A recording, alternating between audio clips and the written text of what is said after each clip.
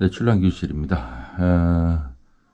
제가 출란교실 오늘 무슨 얘기 하려는지 잘 아시죠? 썸네일에서 보신 것처럼 출란 용어에 대해서 출란교실의 입장을 좀 한번쯤은 정리하고 가야 되겠다 하는 생각이 들어서 카메라를 켰습니다.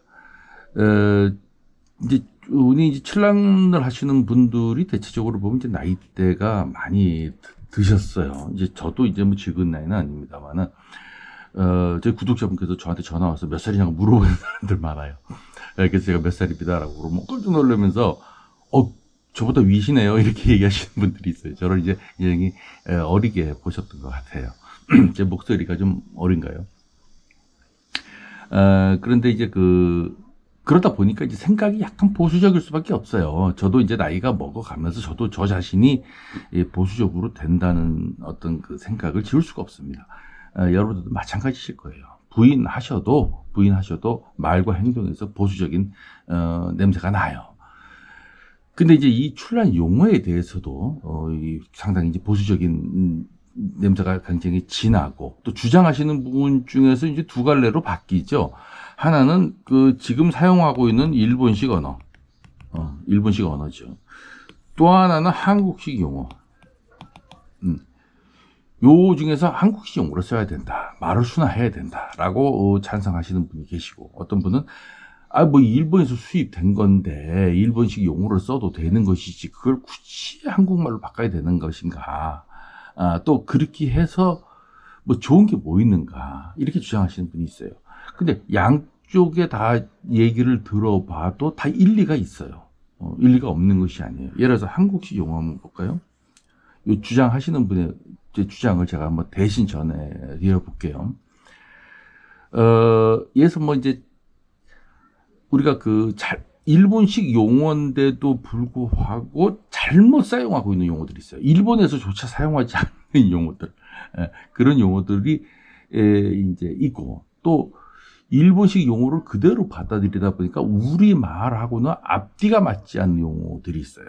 한번 생각해 볼까요? 어떤 게 있을까요? 난초 용어 중에 우리 흔히 이런 말 쓰죠. 종자목. 종자목. 이게 나무 목자거든요. 이거 왜 나무 목자를 쓸까요? 이게 나무도 아니고 풀인데. 뭐 이런 것들이 다 일본에서 건너온 용어에서 잘못 사용해지고 있는 용어 중에 하나예요. 그래서 뭐 이런 것들도 그렇고요. 또 뭐 짜보. 짜보라는 말도 마찬가지입니다. 짜보라는 말도 이제 적다라는 말로 사용이 되는데, 우리나라 말에서는 적은 것보다 더 작은 거를 짜부라고 하고, 짜보보다 조금 큰 단엽을 단엽이라고 하고, 그보다 조금 크면 장단엽이라고 하죠. 이 장단엽이란 말이 얼마나 우습습니까? 여러분들, 장단엽. 장자와 단자는 전혀 반대되는 얘기인데 장단엽이란 말로 통용되잖아요. 그래서 이런 용어들이 이제 잘못 만들어진 용어죠. 근데 이런 것들이 누군가 만들어냈을 거예요. 만들어냈을 텐데 그분이 아주 잘못된 용어를 만들어냈기 때문에 이런 것들을 순화해서 한국식 용어로 바꾸자는 거예요. 그리고 또 이 색깔에 관한 지칭도 그래요. 죽음화 이런 말 잘 안 쓰지 않습니까? 우리나라는 주황색 이런 말을 쓰지 죽음색이란 말을 잘 안 씁니다. 그 죽음색을 표현하기도 상당히 어려운 색깔의 개념이에요. 그러다 보니까 우리나라 제가 앞서도 몇 번 얘기했습니다만, 전시회 나가면 제가 보기엔 주홍색인데 죽음화라고 턱 명명을 붙여놓은 거예요.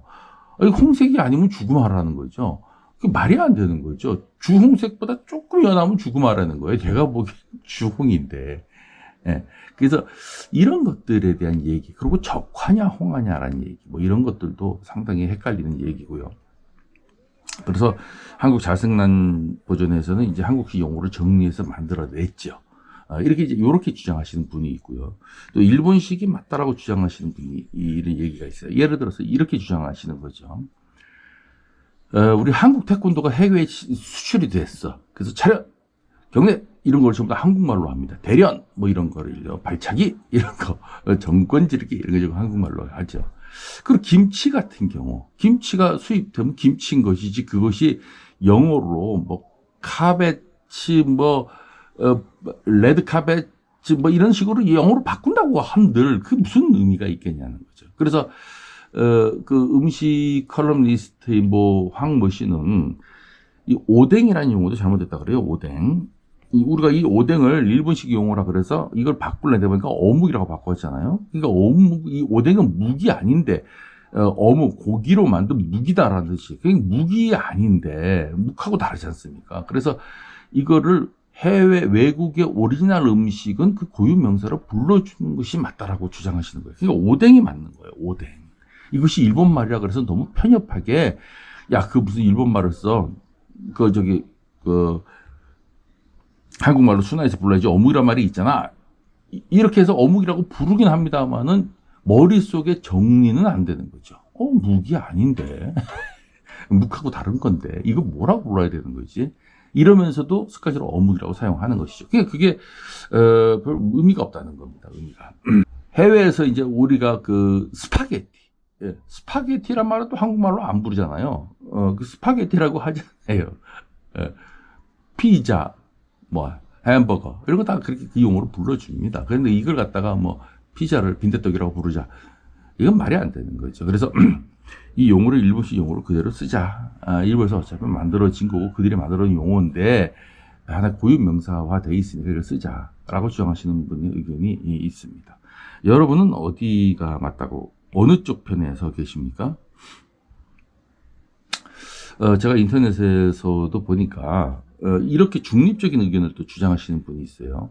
일본식 용어를 쓰긴 쓰되 우리나라 말로 약간 좀 순화하는 것도 좋고, 또 하나는 순화시키는 과정에서 잘못 변형된 말은 바로 잡자. 이렇게 주장하시는 분들도 있어요. 그래서 이제 그런 것들이 이제 세 가지 정도로 나누고, 크게는 두 가지의 형태로 나누는데, 여러분들 생각은 어떠신지 모르겠지만은 출란교실의 생각도 정확하게 있습니다. 출란교실의 생각은 뭐냐면요. 처음에 여러분들 글, 말, 이 둘 중에 뭐가 먼저 생겨났을까요? 말이 먼저 생겨났죠. 말이 먼저 생겨나고 그 말을 표현하다 보니까 이걸 기록하고 표현해야 되잖아요. 그래서 글이 만들어져요. 이게 처음에는 이제 상형 문자부터 이제 쭉쭉 만들어지는데, 우리나라 말이 고대 때 있었는데 그것을 표현할 만한 글이 없었어요. 우리나라 글은 그 한글을 세종대왕이 만들면서부터 이제 글이 존재하기 시작했기 때문에, 그 전에는 중국의 한자가 있었죠. 중국의 한자. 근데 이 한자가 우리나라 말하고 같았을까요? 전혀 달랐어요. 지금도 여러분들 중국말 좀 들여다보시면 아시겠지만 어순도 달라요. 어순도 다르고 똑같은 한자를 써놓고 표기하는 그 뜻을 의미하는 해석도 달라요. 예를 들어서 제 호가 소심이거든요. 소심인데 이 소심이요, 일본식 용어거든요. 이 흰소자, 흰소자가 일본식 표기예요. 우리나라는 이제 흰 백자를 쓰죠. 백심이라고 하죠. 근데 이제 이 소자, 하얀 소자를 썼는데 우리나라에는 이게 소복이라는 뜻으로 흔적이 남아는 있는데 이제는 쓰지는 않아요. 그래서 이게 난초 용어에 올라와 있죠. 소심. 그래서 하얀 마음, 깨끗한 마음, 착한 사람, 뭐 이런 뜻이 내포되어 있어요. 근데 중국에서 소심은요, 적을 소자로서 소심, 이거 뭘까요? 예, 조심하라는 뜻이에요. 그래서 계단에 올라가면 소심이라고 써 있어요. 그러니까 써놓고 우리하고는 전혀 다르게 해석해요. 일본도 마찬가지예요. 근데 고대 때도 그랬다는 거예요. 그래서 우리나라 말을 한자로 빌어서 기록을 하니까 기록이 잘 안 되는 거예요. 그래서 어떻게 기록했을까요? 그래서 기록한 게 이두표기법이라는 게, 이두표기. 한자를 소리 나는 대로 써서 우리나라 말로 표기하는데 활용한 것이지, 그것이 한자를 쓴 개념이 아니라는 거예요. 그래서 쉽게 이거 뭐 마시는 분은 잘 아시겠지만 또 모르시는 분들을 위해서 쉽게 한번 예를 한번 드려볼게요. 우리가 사람을 부를 때 뭐 야, 일로 와봐 이렇게 부르지 않습니까? 야. 근데 야 하고 부르다 보니까 이 야가 한자에 없어. 글씨가 없는 거예요. 글씨가. 야 임마 하고 야자로 써야 되는데, 그래서 밤야자를 갖다 쓰는 거예요. 근데 밤야자가 야로 소리는 되는데 뜻은 밤이라는 뜻이잖아요. 근데 야라는 소리 때문에 소리 글자로 와서 따다 쓰는 거예요. 그래서 중국 사람도 해석이 안 되는 거예요, 이게. 그래서 이걸 이두표기법이라고 하는데, 대표적으로 일본의 만엽집이라는 게 있어요. 만엽집. 일본의 만엽집, 우리 신라시대 야한가 같은 시집인데, 이 만엽집이 한자로 쫙 써져 있었는데, 이것이 일본 사람들도 해석이 안 되고 중국 사람도 해석이 안 됐어요. 왜냐면 생뚱맞게 이상한 노래를 하는 거예요. 뭐 예를 들어서 자기 부인이 고통 속에 아들을 생산해냈는데 너무 기뻐서 절구통을 들고 뛰었다라든가 뭐 이렇게 말이 안 되는 뜻이 거기 있으니까 이걸 의역을 해서 의미 전달을 해야 되는데 의미 전달이 잘 안 됐던 거예요. 이게 무슨 뜻인가 도대체가. 그리고 이상한 한자가 중간에 툭툭 들어가 있고. 그래서 이거를 고민하다가 꽤 오래전 얘기입니다만은 우리나라에 이영희 박사라고 있죠. 이게 그 남자 이영희 박사가 아닙니다. 언론인 출신 한겨레 신문 그 논설위원 이영희 씨가 아니고 이 포항제철의 연구위원이었던 이제 우리나라에서는 유정의 그 국회의원도 지내셨어요. 박정희 때. 그 이제 일본에서 태어나신 분이에요. 근데 한국 사람이죠. 근데 이분이 한국말도 유창하게 잘했고, 일본말도 아주 유창하게 잘했고, 양쪽의 그 학문의 수준도 상당히 높았던 것 같아요. 근데 만엽집을 봐가지고 소리 글자로 읽어보니까 한국말이더라는 거예요.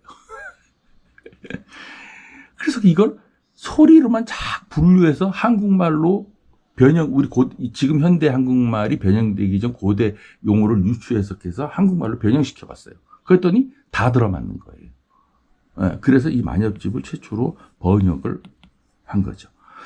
이것이 이제 일본 그 문예춘추인가요? 거기 연재되기 시작했고 우리나라 조선일보에서도 연재됐습니다. 여러분들 한번 이게 그 뭘로 제목이 뭐였냐면요. 갑자기 기억이 안 나네요. 이게 하여튼 이영희 만엽집 번역 해석 이렇게 해가지고 치면은 조선에서도 아마 이거 인터넷으로 검색이 될 거예요. 읽어보시면 굉장히 재밌는 내용들이 상당히 많고 일본의 고대의 그 지배계층들이 서로 주고받던 내용들이 전부 다 욕과 섹스 그리고 거기에 치밀한 암살 계획 등이 이렇게 담겨져 있었는데 그것을 한국말로 주고받았다라는 것이 결정적으로 증거가 남아있는 것이 만엽집이죠. 그래서 옛날에 일본의 지배계층들은 전부 다 한국 사람들이었고 한국말을 통상적으로 사용하고 있었다. 이렇게 되는 것이에요. 그래서 이제 언어학자들은 일본어하고요, 이 한국어는 같은 말이라고 봅니다. 이거 이제 우리는 참 이해하기 어려운데 세계적인 언어학에서는 그래요. 어순이 같고 동사 변화가 같으면 같은 말로 분류하고 그러나 통용이 되지 않은 걸 이제 방언으로 분류합니다. 일종의 큰 줄기의 언어는 같은 거로 분류해요. 근데 일본어하고 우리나라 말이 어순과 동사 변화가 전부 다 일치합니다. 예를 들어서 먹다, 가다, 보다가 전부 다 입니다 앞에 왔을 때는 전부 다 이 발음으로 끝납니다. 그래서 먹습니다, 봅니다, 갑니다, 잡니다 다 이렇게 돼요. 근데 일본 말이 그래요. 기꾸, 아루, 뭐 미루 이런 것들이 전부 다 마스 앞에 붙으면 기끼마스, 이끼마스, 미리마스 전부 다 이렇게 바뀝니다. 그래서 이건 동사 변화가 같고 또 어순이 같고 이렇기 때문에 우리 같은 말로 분류를 크게는 합니다. 아마 큰 물줄기는 같은 데서 출발이 이렇게 이루어졌고 일본이라는 땅덩어리에서의 그 언어 변화, 한국에서의 땅덩어리 언어 변화가 각각 방언으로 분류된 게 아닌가. 이런 생각을 저는 갖고 있습니다. 그러나 하여튼 곁다리였고요. 어쨌든 난초 용어에 대해서는 말이 먼저 생겼다 그랬어요. 그러면 우리가 지금 통용되고 있는 말이 있어요. 물론 잘못된 용어죠. 잘못된 용어고 예를 들어서 뭐 금계산반 이거 잘못된 용어라 그랬어요. 그리고 또 뭐 까닭지산반 이거 잘못된 용어죠. 그리고 뭐 단엽인데 장단엽 이런 것도 말도 안 되는 얘기고요. 그래서 이런 용어가 잘 됐다라고 얘기하는 건 아닙니다만은 제가 주목하는 것은 잘 됐다 안 됐다를 떠나서 그 말로 통용이 된다는 거예요. 의사소통이 된다는 거예요. 여러분들. 까닭지 산반 그러면 무슨 말인지 여러분들 아시잖아요. 그러니까 용어가 만들어졌어요. 누구 한 사람에서 의도적으로 만들었던 보편적으로 민중들에 의해서 자발적으로 생성됐던 어쨌든 만들어진 용어예요. 그러면은 언어로 인정해야 된다. 프랑스인가요? 언어학자 랑거와 파롤이라는 거 있죠. 제가 왜 이런 자꾸 어려운 용어를 쓰냐면 저도 인문학을 했기 때문에 이게 차다다 공부를 해서 저도 주워 들은 지식이에요. 랑거는 정상적인 언어, 파롤은 정상적인 언어진 아니지만 의사소통이 되는 언어 이렇게 분류를 했죠. 그러니까 까닥지 삼바 이러면은 파롤이 되는 거예요. 그러나 언어예요, 언어. 그래서 우리는 그렇게 통용되는 언어가 먼저 생기고 나서, 자, 그것을 까딱지를 어떻게 표현할까? 한자가 있어? 한자는 없는데? 그러면 우리나라 말로 표현하지 뭐. 그래서 까딱지 삼박이 되는 거예요. 오히려 까딱지라는 말이 순수하게 한국말이라면 이미 저절로 순화되고 있는 거 아닙니까? 우리가 자생남 버전에서 이것은 무슨 걸로 우리나라 말 뭐로 바꿉시다라고 아무리 개명해봐야 이게 바뀌지 않는 게 언어거든요. 이 언어는 그렇게 바뀌는 게 아니에요. 그러나 이 민중들이 자발적으로 바꾸고 있잖아요. 지금 까닥지. 이게 우리나라 말이면 얼마나 이게 순화해서 바뀐 겁니까? 그래서 일본 말 안 쓰고. 예. 그래서 지금 이제 변이라는 말도 이게 잘못된 말이거든요. 변이 좋다. 이 무슨 말인지 모르겠지만 변이 좋다. 나사지 이런 거 전부 다 잘못된 용어지만 어쨌든 서서히 바뀌어지고 있어요. 스스로 알아서. 이 우리나라의 언어의 힘이 이게 강력합니다. 그래서 저는 놔둬도 될 것 같아요. 여러분은 어떻게 생각하십니까?